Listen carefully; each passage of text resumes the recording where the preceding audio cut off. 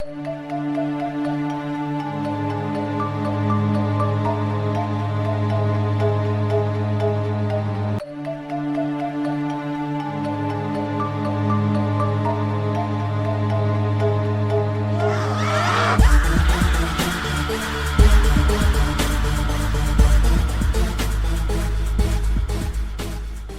up, everybody? Thank you for listening to the Whatcast. How are ya? Mike, how are you doing, dude? I'm doing all right. No real complaints.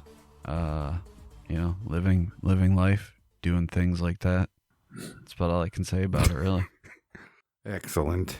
Well, we're going to talk about, I don't know, is an oldie but goodie a classic the right description? Yeah. Classic, straight out of Legends. Right. Well, every continent has its original inhabitants, its natives. Here in America, we have the appropriately titled Native Americans, Australia, the Aborigines, and these are all people, I might point out. But in Ireland, the original inhabitants were said to be something far more than just people, and that's the Fae folk. Mike, you've talked a lot about fairy stuff on this show. Yeah. I wasn't aware that was like the natural first inhabitants of Ireland. Yeah, they were there before humankind came in, and they lived for hundreds of years before humanity came through, and then they ended up going to war with the humans, and eventually, I believe that they ended up getting trapped in a mountain or a hill, and they still come out every now and again. But that's like where leprechauns and things like that come from. It's like these beings that used to exist on this island are now coming out and traipsing across the Irish countryside. Yeah, I was going to say, much like humans, they have different races and species, such as fairies, elves, even goblins and spirits. So this covers a large array of entities and creatures, right? Don't forget trolls. Yeah, trolls. You got it. Yeah, fucking trolls. Well, amongst this wonderful array of beings is the entity known the world over as the Banshee. At first mention, I'm sure all of our minds pull up the stereotypical image and ideas of what a Banshee is and looks like. But my job tonight was to dive into the traditional rather than the typical. So forget about your mildly impressive special effects makeup covered high school chick that you saw in Buffy. Or if you're really cool, you can forget right about your yellow and black striped winged superhero. Mike, you got it. You know that one, Yeah. right? Oh, yeah. X-Men, man.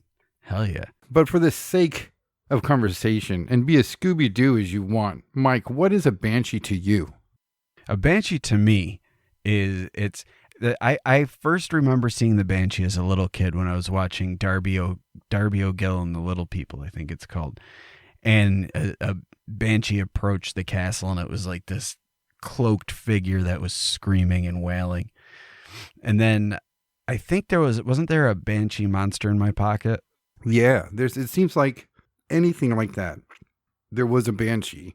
Even like I mentioned Scooby-Doo, thinking about it, I used that cartoon as an example of getting as goofy as you can with your response. But I realized something. I thought about what a Banshee was to me, and that's basically all I had. Is what I seen on Scooby-Doo. It's a ghostly hag who flew around screaming. Yeah. That's basically all it was to me. And my mind actually, saw that Banshee episode in my mind. And I don't know. It got me thinking that shit never got a hold of the kids in those types of things. And when it did, it just became like a part of a music montage or it just tied somebody up. But I don't know. It kind of made me think, like, why would we always see examples of these things, but we never see, when we were kids anyway, of it catching you. It's kind of like a training to just be afraid of. It's scary, but you don't know why. Yeah. And that's kind of how I felt about the Banshee. It was like a ghostly hag that just yelled. Well, you're wrong, Mateo. You're so wrong. It does way more than yell. Yeah, apparently so. In tradition, the Banshee, or in Old Irish, it's spelled B-E-A-N-S-I. And there's a bunch of ways that people translate it, so I'm not going to try. But it translates into a few things, mainly woman fairy, and then woman of the fairy mound or fairy woman. Now, I found this part interesting. It is said to be a race known as the Aussie, which are a spirit, and it's said to be the descendants of one of two things. One, fallen angels. So we're talking the fucking beginning of time, creation here. Or two, a familiar name you might recognize, Mike, is they think it could be descendants of the Danu tribe, which were deities of pre-Christian Gaelic Ireland. So we're talking about back in the day.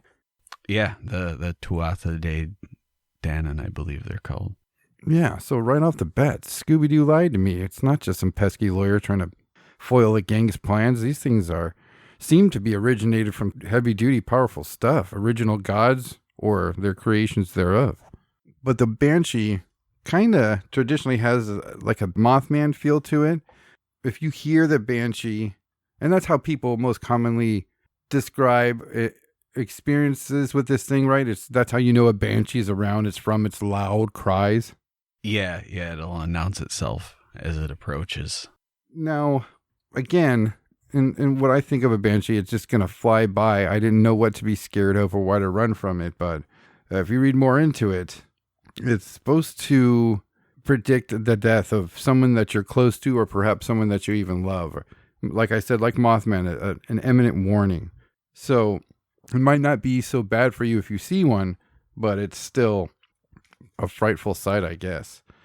But I wanted to get into the good stuff when I got into this, and that was the origin and, writing about encounters and the first writings thereof. But as I said, these creatures have always been there, basically, even before mankind, like you said. But I came across a really cool documentary. It's a little bit old. It's a little bit dated, but it was pretty good nonetheless. It's about Irish folklore. It's a documentary called Glenafuca, The Glen of the Ghosts, a film about otherworld spirits. But it was cool to hear Irish people share their thoughts on the subject and not some American TV special from the 90s. There was even a couple eyewitness accounts in this documentary. Now, studying about the Banshee, Mike, it sounds and feels like something of old. Are there modern sightings of a Banshee? I don't know about in Ireland whether there are or not, but there's I came across this story. It's actually, how I came across this? It's something that I had never heard of before, but a few days ago on Twitter, I sent you a link to, or a picture of this new game that's coming out called Horrified. And It has all these cryptids lined up. And I recognized them all. There was Chupacabra, there was the Goat Man, there was the Jersey Devil, Bigfoot, Mothman, and then there was this like witch-looking thing holding a fucking lantern. I had no idea what it was.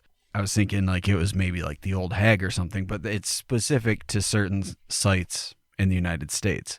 So what I found out was that it's actually called the Banshee of the Badlands.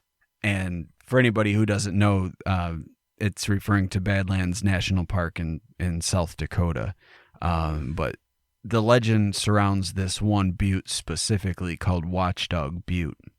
The sightings persist to this day. Like people going past the Watchdog Butte at night will report hearing the sounds of the Banshee.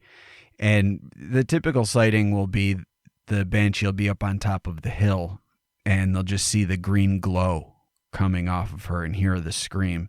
And oftentimes she'll rush down the hill, like arms raised, rushing down the hill screaming, and then stop before she gets to the person and just stand there like looking at him like she's got something to say or she's waiting for them to say something. And then instead of, having a conversation, like if you were to approach her and talk to her, her arms go up in the air, her jaw drops, and her eyes sink into her head and become black pits, and she screams, rushes at you, and then disappears and reappears back up on the hill, still screaming, waving her arms. Yikes. But unlike the Irish legends, she's not so much a portent of incoming death necessarily, at least not to not any modern reports. The legend was thought to have been started by Irish immigrants who ended up moving to the area sometime in the 1860s, after the Homestead Act was passed in the United States. And the Homestead Act is actually what was the main reason for people coming to this area. They were selling acres of land. You could buy 160 acres of land at this time for $18. Holy shit. So you just had people coming in and just buying these huge tracts of land, and it was an inhospitable area, but they were able to farm. They were able to build farms in the area. And as people were buying these huge areas of land, obviously they came into conflict with the local native tribes. And the Sioux specifically were the ones that were particularly affected by this. And they eventually it came to a conflict where there was fighting on each side and people were dying. And I mean, we're all familiar. Well, I shouldn't take that for granted. I know we've got people in other countries, but the early history of the United States was not kind, or I should say the early settlers of the United States were not kind to the natives. And they ended up developing a treaty with the Sioux Nation that established a reservation. But the Sioux Nation had to give all the lands from the Missouri River to the Bighorn Mountains in Wyoming to the settlers. But anyway, I say all that just to kind of paint the picture of the history of the area.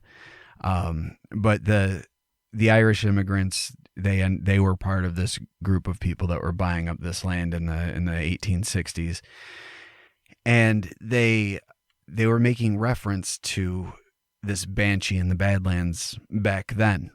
But because they were Irish immigrants, obviously they were familiar with the traditional story of the banshee. And they tied this, whatever this thing is that people have been reporting seeing since that time, they equate that back to the banshees of their own tradition. And they're saying the story was at the time that this banshee was there because there were certain Irish clans that had moved into the area that were cursed.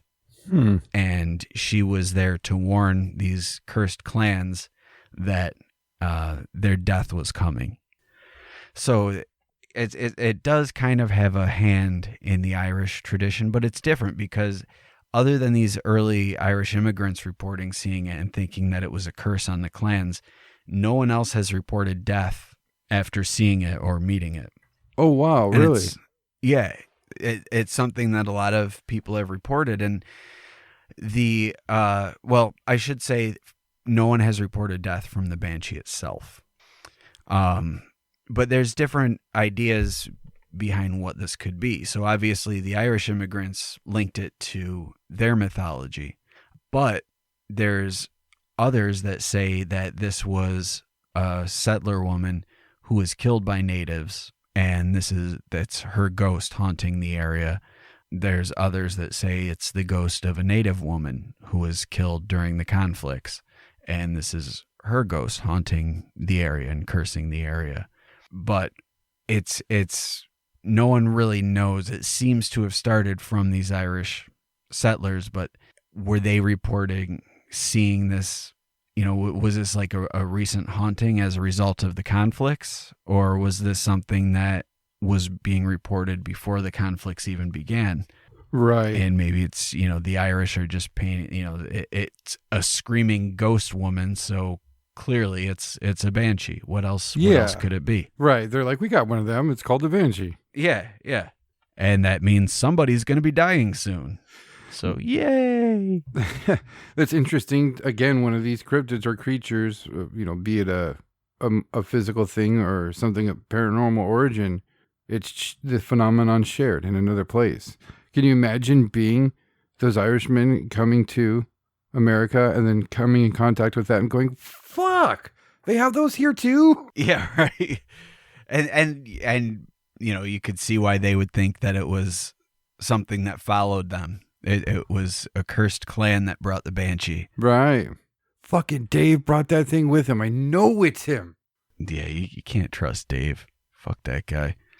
But so earlier when I said that no one has reported actually dying from the banshee itself, or at the hands of, or well, even in Irish tradition, it's not so much the banshee that kills them. It's the banshee is like a warning of death. Yeah. So it's not the banshee's fault that the person is dying. The reason that the banshee is screaming and crying is because the person is going to die. Right. She's not screaming and crying to be spooky and scary. She's like, oh, you're fucking dying. I'm so sorry. Well, I'll get back to that documentary, but like I said, it was neat to hear Irish people talk about it, but the old timers had some very interesting stuff to say. A very different point of view, but please continue.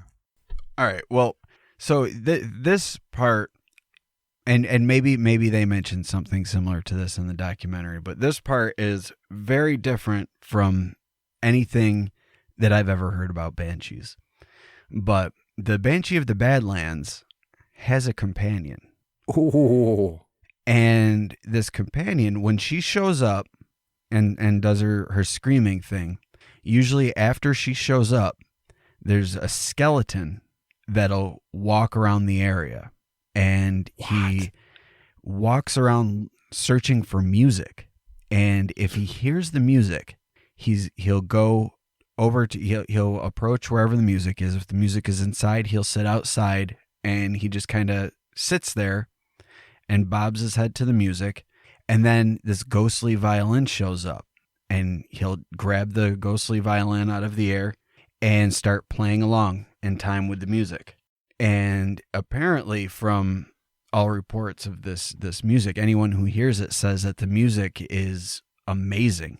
It's able to be soft and subtle, but also rise to the sound of like a howling wolf, or make a noise like the rattle of a rattlesnake's tail. And he's just able to do all this crazy shit on this ghostly fiddle. And he plays throughout the night. And as the sun starts to rise, his music starts to grow fainter and fainter.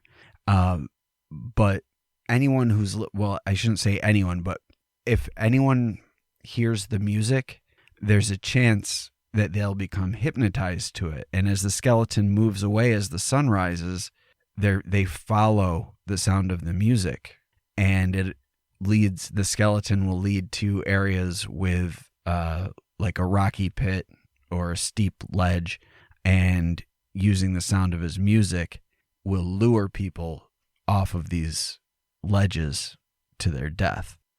Wow. Okay, a couple things here. One, that's one of the coolest things I've ever heard. Two, what a dick.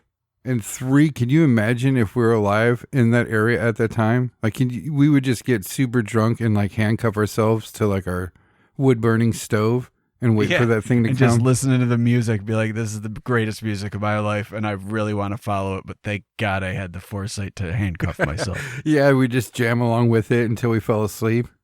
There's actually a story, and this is one of those things that could just be a folktale. I don't know if it's an actual report or not. But there was a story of three. I will call them cowboys for lack of a better term, but I think they were cattle ranchers or something. This was in the late 1800s, and they were traveling through the Badlands when they saw the banshee. And so they rode away from the banshee and set up their campsite, and they started to hear this music, and they see the skeleton approach with the fiddle, and he's playing this amazing music, and for a while they become entranced, but two of them ended up falling asleep. When they woke up and the next morning, the third was gone, and they still heard the faint music. And the faint music was coming from over the ledge of this cliff. So they very carefully peek over the edge, and they were expecting to see their friend who was missing. But instead, they just saw the skeleton sitting at the bottom of this cliff playing its violin. Ooh, I try to get them. Yeah. Does the skeleton have a name? I mean, we know that she's called the Banshee. And how weird! He's just like an after effect of her appearing. Yeah. That is so weird. Yeah.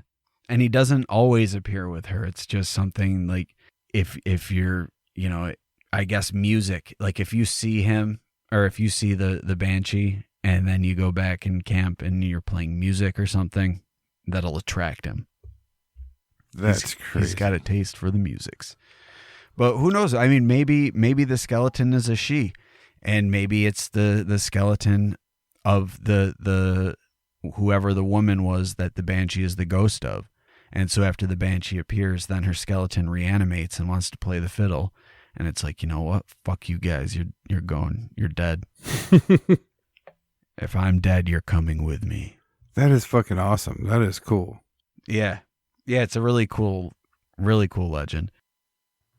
Yeah, one thing I liked about this documentary was how the old timers spoke of this Banshee. I mean, as straight up fact, with more belief than I've almost ever seen people being questioned about some type of, again, I don't know what to call it because it's not part of their lore.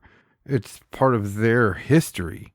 What do you think about that? I mean, that's, again, I know I'm being a little bit over the top with it, but that'd be reading about like how at this one place Jesus visited, there was just a chupacabras that they had in town, and they just noted it, and he was even ever tamer, even in presence of the Lord. It's not so much like that. It's more like think of it more in terms of like Greek mythology, like that sort of thing, where the gods existed before man existed.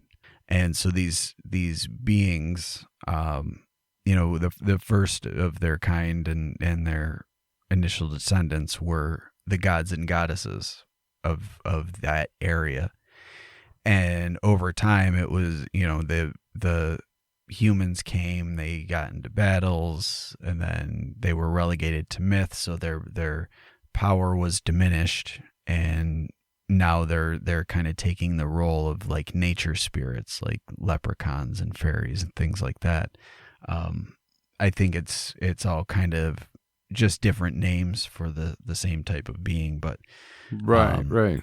They're not deities anymore. Now they're just spirits, but they were a very local deity. Like they weren't like the deities of the world. Like, and really when you look at any religion, the deities that are worshipped are very localized. Like even in Abrahamic religions, Judaism, Christianity, Islam, it's a very localized God that, kind of got spread throughout the world in later centuries. But it started as just the God of the Israelites, and they reference other gods in the Bible, and it's the same way with any mythology. It's the gods of that area, and that's the story of those gods. Very true. But the documentary also demonstrated how their youngsters seem to be well aware of this creature and the whole folklore in general. It was awesome to see, but there's a couple quotes. One I love from this one guy. They have a lot of just random people from the area who live there. It says the other world is what they call it. The other world is their realm for where these entities come from and live, is in the air here, something more than the immediate. And someone else mentioned that the fairy weren't considered so much a spirit as much as a different type of person, which I found interesting. Yeah, that's like a whole other race, like fucking Lord of the Rings type shit. Right. That's awesome.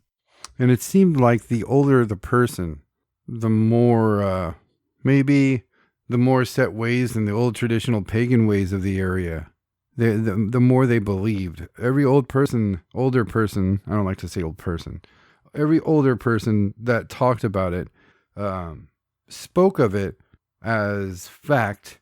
And then at the end of saying what they would say, not as, I mean, from what I can gather, they weren't doing it as like as a ooh type of effect, but they all would chuckle at the end of saying it. Almost some of it nervous, and some of it like looking at the person who they're telling it to, and just like an almost like I know it sounds crazy type of chuckle, but they straight up believe in it. There's a lady that talked about hearing the banshee. She was out. Okay, it was a story from her aunt that she heard that she was out in the garden gathering vegetables, and they had heard the banshee and she was approaching, and they decided to fucking not move. And they saw the banshee wailing, and they said traditionally she's combing her hair. Did you come across that or hear that? No, that's interesting. I've never heard that before. Yeah, and little flash shots when they asked people what a banshee was to them, every single person says that she was combing her hair. They said that the banshee approached their house and continued on down the road, and they didn't pay it any mind, and they said she didn't pay them any mind. She just continued on her way to, I don't know, do her thing. But they do say that she does come and, I don't know if warn's the right word, but maybe announce death. But I don't know. So by some accounts, and tell me if I'm wrong, Mike, if these ladies who were out in their garden heard it, the death could have been for somebody that they knew. But does this thing like go to a house and stand in front of it and yell and like point? Is that what? Yeah, I think it approaches the home. Wow. And that's kind of an interesting thing. Like I had never considered like what the neighbors would think if a banshee approaches somebody's house. Like, oh shit. Yeah. The O'Haras have a banshee in their yard. Well, see, that's one of the eyewitness accounts. Well, this guy heard it. It was just an older local man, and he tells the story about hearing a banshee at night from inside his home. And again, he was an older guy, so he was like, he tells a story as fact. He's like, it's a banshee outside. I know what the fuck it is. There's no need for me to go poke my head out.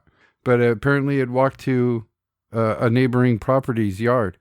And he said that the next day, one of his neighbors who was a miner died in a collapse the very next day. And like a collapse of the house, or was the collapse unrelated? No, he worked in a mine. The mine collapsed. Oh, okay. And everybody who had a story about an experience with hearing or seeing the banshee, most of them ended it with, and I don't know what else to tell you. I mean, I don't know what else to say about that. That's just how it went down. There was another guy who's, what? They had a different tradition that was related to one of these other world spirits, that something to do with butter, putting butter on the windowsill. And I think it was some type of offering of food to the fairies. And yeah, there's a lot of that. Yeah, there is. And there's somebody who didn't do that, but found butter on their gate to their home. So they said, oh shit, somebody has sent fairies over here because we don't do that. And he said that their dad died the next morning. Oh, damn. Yeah. And there was another tale, and I like this one because it was a younger guy. His name is Jim Fitzpatrick. He's a writer and an artist from Ireland. And he said that it was in the early evening, late enough for him to be in bed for the night. I like how he described it, because you hear these people describe the wail. They say a wail, the cry, the wallowing of a banshee. But I always think there's a lot of weird things that make a lot of weird sounds. Why does this stand out? Why is it that when they hear this sound, is it automatically a banshee? And this Fitzpatrick gentleman says he started hearing the sound, and he says, in my mind, it's a banshee.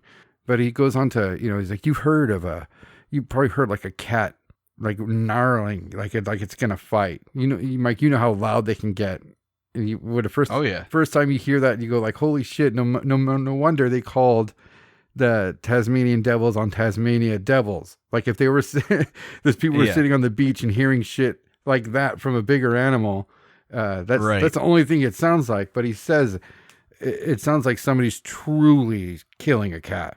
It's so horrifying. It's unmistakable to confuse the banshee with anything else.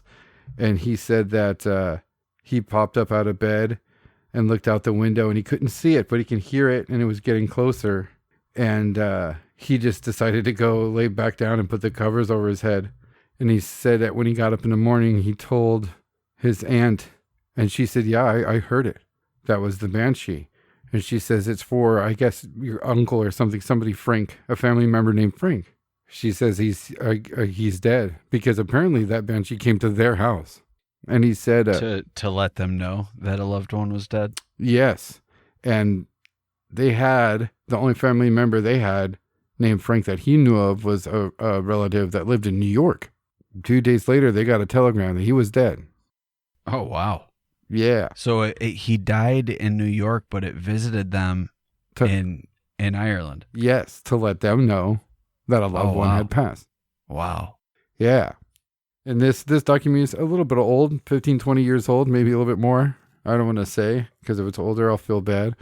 But I consider this a modern encounter, a modern sighting. Yeah, I would say so. Like it's not something from, like the 18th or 19th century. Right. Wow. Yeah, but the older people talked about her as fact. Like I said, there's a woman named Dr. Patricia. I'm not going to even try. I'll put the documentary in the show notes, of course, and on the YouTube playlist. It's just a heads up. They have a couple-minute clip of the documentary. And in the description, they say if you want to watch the whole thing, go to this Vimeo. You can click it. I watched it on there. It's awesome.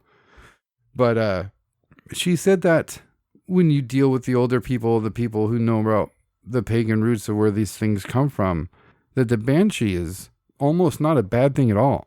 They say that she's crying. Yeah, it's more like the phone call, like, hey, just letting you know your loved one is dead. It wasn't me, but I know I just wanted to let you know. Yeah, that she's weeping because she's sad about it. It sucks. She hates to be the bearer of bad news, and it's not something to scare you. And even the people back in the day, when they saw Banshee and she came to them, they say that they wouldn't be scared, that she was almost a good entity, as to not make that journey to wherever you're going by yourself. So it really depends on who you talk to. Yeah, that's a very interesting way to look at it. Yeah. But the documentary is great. They go through a lot of things. There was a section on the Banshee. They go through the pagan calendar and certain days. And God, I don't want to get the name wrong. I think it was St. Bridget. They talk about her and her story. It's just, the whole place is, like that guy said, the other world is in the air there. And you just see like the stone circles are supposed to be portals for these spirits to come out of, and kind of mixes with the old tradition of Halloween. They're allowed to come out and run around without being bothered one night a year on Halloween, but they got to stick to those stone circles, and even some of the bigger stone structures like the erect stones. They're just scattered all over the place, and they can hide behind those things. But I did hear somebody, one of the younger people that were in the documentary, say that they existed until the appearance of humans and more humans. They didn't mention any warring, but they said that they did retreat underground. Yeah, I think that's the mountain or the hill. Right, okay. Now we've seen a couple of videos. One of the things we do on the Patreon Hangout is watch ghost videos from one of our favorite YouTube channels with everybody. And they've had some, I think it was like one of the first times we watched these videos with everybody in the Hangout. They had some gnarly footage of something that I would consider a banshee. And I think they were based out of, it was was it Colombia or Brazil? One of the two, where someone's just walking around like it wasn't a residential area at all, but it was like a downtown type of area, not with like nightclubs or anything like that, more humble. But somebody's just fucking screaming their head off. Do you remember that video? It's a woman. I kind of do. Yeah, I kind of remember that. And it was just like someone out on their front porch, and you just hear all the screaming, and they're kind of scrolling around. No. This person's walking around the streets trying to find the source of this person screaming. And they find them. And it is They do? Yeah, it's a very odd looking woman. Her features and stuff. I don't think any of it was CGI. If you want to say it's faked, it was somebody in makeup because they were there. But they just seemed odd, and they were screaming and had very odd body movements, and they kept screaming, and they approached the person slowly, and the person filming had to start, they started praying to this thing to stay back, and the thing would grab its own head and start screaming and rocking back and forth, and it was fucking nonstop screaming, and you can hear the person talk about getting the police and other people approach. It's unnerving. I don't remember that. I'll try to find that and put that in the show notes too, but that one was just scary to me. I don't know if that's like a La Llorona maybe video, but that it seemed unnatural. And it's maybe, like you're saying, maybe that's just what that place calls a banshee. Seems like every place has a banshee. Yeah, I guess from just like a purely visual and auditory standpoint, La Llorona is very similar to a banshee. It's a female ghostly figure that's crying and screaming. But she'll get you though, right? Yeah, La Llorona she'll fucking drown you. Yeah, she doesn't fuck around. You don't want her to grab you. No, she will drown the life right out of you and your kids and probably your dog too. If he's around. Yeah. He has so kids. Don't walk your dog around La Llorona. Yeah. If he has kids, into the drink they go. Yeah. Drown his puppies too because she's that much of a dick. Like she feels bad because she drowned her kids and she's like, you know what? No kids for anybody. Right, yeah. Drowning them all. That's how pissed she is. Fucking monster. It's weird. That's pretty similar, but again, that's a good point. She'll fuck your shit up. I wonder if are there other places in America where they claim to have a banshee? I mean, there's tons of those videos on YouTube. You can look up the Screamer videos, and I found a bunch of other videos at a quick glance. I was gonna have Mike watch it and get his reaction, but I've got to really dig for the specific one I'm looking for. But the videos are readily available. Yeah, there are a lot of weird ones, and I remember seeing one from the Middle East as well, which is this one really fucking creeped me out. But it's middle of the night, and it's you're seeing it from a dash cam, and they're just driving down this desert road, and all of a sudden they see this figure in white with like black hair, and it's just kind of like hobbling, like it's got this really weird gait to it, and all of a sudden it turns around and it starts like making these weird noises, like, and it's like hopping and kind of like lumbering towards the vehicle, and the guy throws it in reverse, and you could tell he's all freaked out, and he just throws it in reverse and gets out of there, but it's like coming after him the whole time. It's so fucking scary. Oh God, that's scary. Yeah, I mean, that's not necessarily a banshee. I don't know what the hell it is. It's scary as shit though. I saw another one, a video the other day about a skinwalker, and somebody supposedly caught footage of a skinwalker, and they were camping, and they can hear somebody.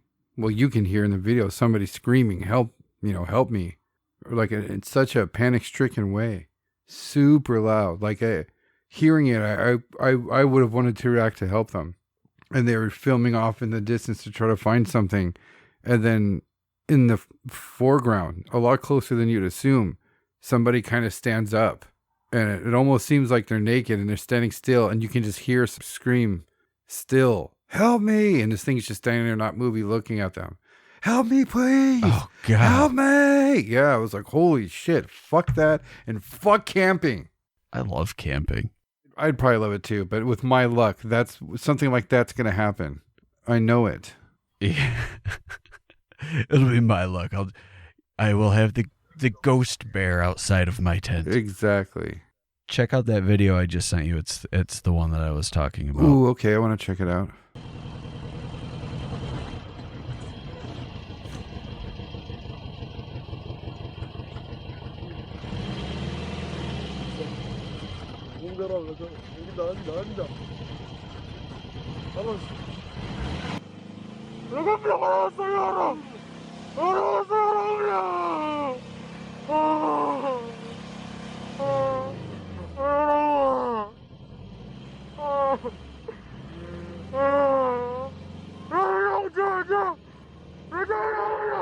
That is so creepy. That guy sounds so panicked. Like you can almost, like, with being in a language I can't understand, I can almost tell that he's freaking out because he doesn't want to take his eyes off it so he can flip a bitch and get out of there. Like, he's panicking. Yeah. I wish I can understand what he's saying, or if he's, man, you can sense, I mean, he starts to weep and wail a little bit. Yeah. Yeah, it's a cool video. I don't really know like what the background is, but it's been out for a few years now. It's a cool video though. The Banshee said to be an all white like that as well. So maybe Saudi Arabia has a Banshee. Arabian Banshee. I'm just kidding. I'll take that out. Oh, that's awesome.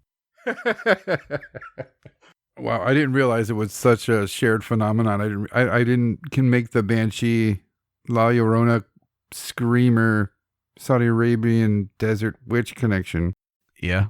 Yep. It's all they're all together. They all hang out after the show, so to speak. And they share trade secrets. They've got this whole like an annual convention where Banshees and La Lloronas from around the world gather.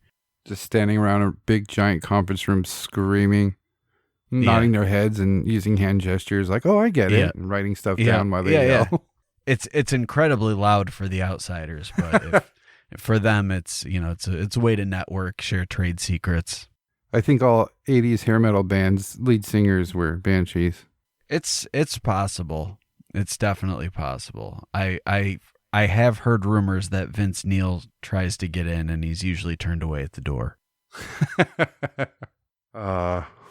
He can only hope to be a Banshee. Yeah, he's nowhere cool enough. He just screams and babbles incoherently these days. I remember a few years ago you posted a video on our fucking Instagram page with him singing Kickstart My Heart, and it's, oh my God, it's just awful. Oh man, I love that so much. I'm gonna find it now. That's one of those ones you could watch whenever you're feeling down, and it'll make you smile. So maybe Banshee's not so bad at all. I was surprised to hear that it could be seen as like somebody who's going to accompany you to the afterlife. Again, I'll put the documentary in the show notes so you guys can check it out. It's old school. I wanted to play clips from it here. We usually don't do that, but I'm not going to be so nervous about doing that anymore. Everybody in the world has a fucking podcast, and they seem to be blasting whatever the fuck they want on it. So I wanted to put clips of it in this episode, but good fucking luck understanding it. I mean, they have very thick accents, which I love. It's great. It's fantastic, but it wouldn't have made for good audio. So maybe if you hear a screaming, combing, grooming lady floating outside your house, just stay still. Maybe she's going somewhere. It works like T-Rex? Yeah. If you don't move, they can't see you. Maybe that's what those ladies were onto, and the ones in the garden. And that's why that fucking scary desert witch kept approaching him, because they kept moving. It's like, oh shit, they're there still. And then they stop, and it's like, and then they move again. Oh my God. It makes perfect sense now. There you have it, folks. Mike has linked Banshees to dinosaurs. Welcome. Welcome to Banshee Park. Meow, meow, meow, meow, meow. Thank you for listening to the Whatcast. You can find us on Twitter, Instagram, Facebook, iTunes, and YouTube. Enjoy the podcast. Get yourself a Whatcast t-shirt or a sticker pack. Who was that dude on that one episode? Try the links in Homie's page. All this and more can be found at www.thewhatcasters.com. Thanks again for listening and have a great week.